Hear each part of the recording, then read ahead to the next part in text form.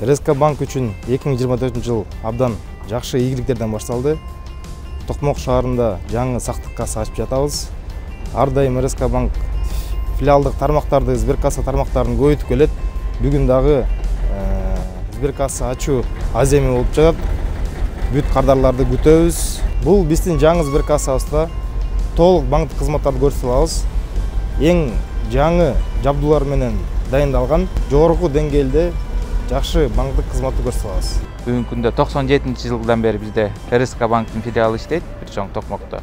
Бүгүн 24-жылы бияка дагы дополнительный бир филиал ачылып атат.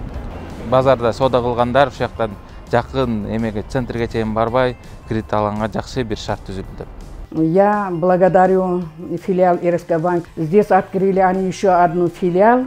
Мы, значит, не ошиблись, что мы выбрали РСК банк. Когда-то мы сейчас тесно работаем с РСК банком. Всем Кыргызстанам желаю благополучия, всего хорошего.